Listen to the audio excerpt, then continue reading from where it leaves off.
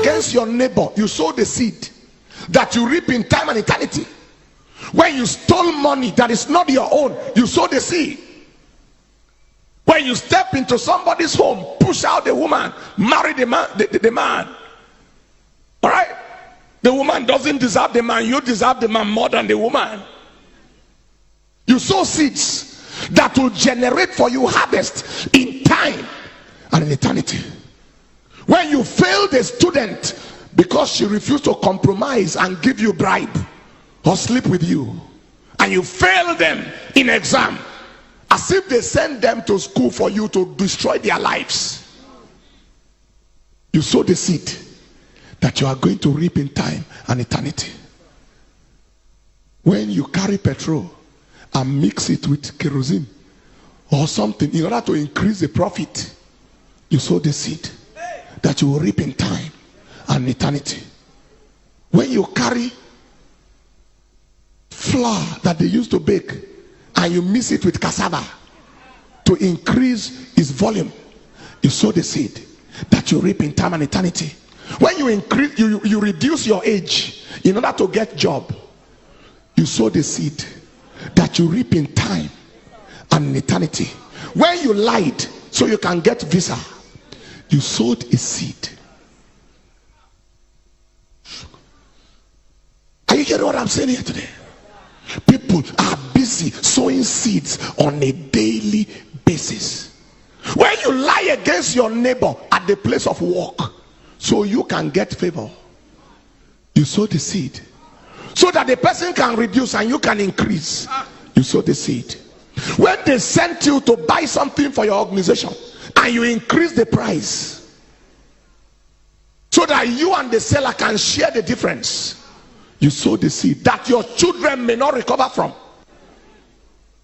Because he said, when Naaman the Syrian was healed and Gehazi collected money from Naaman the Syrian, and he was not meant to collect, and he lied, Elisha said, the leprosy of Naaman is on you and your generation.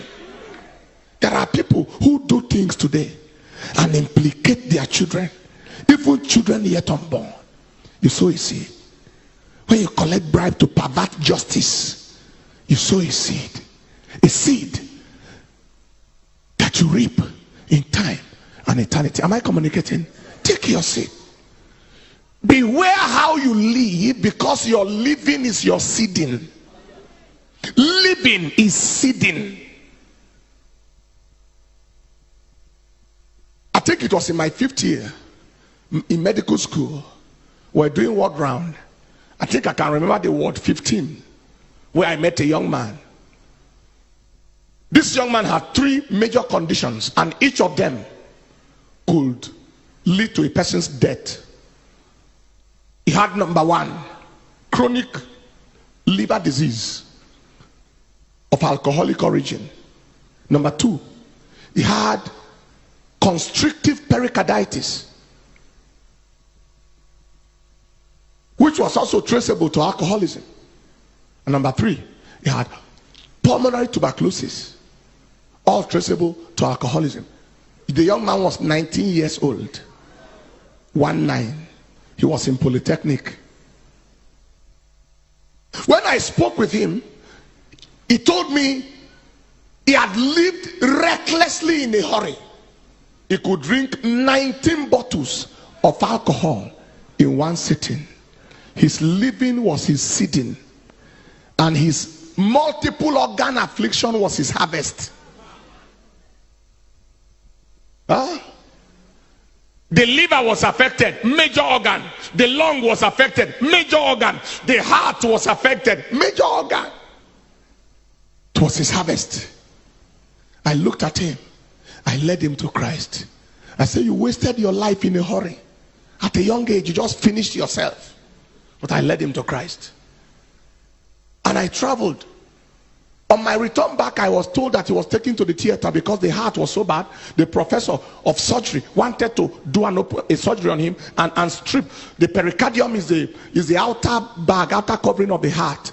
into which the heart beats like this, and it's like, and so when it is constricted, the heart has no allowance to beat.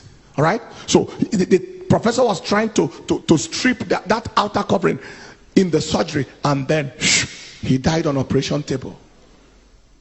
From the theater straight to the mortuary.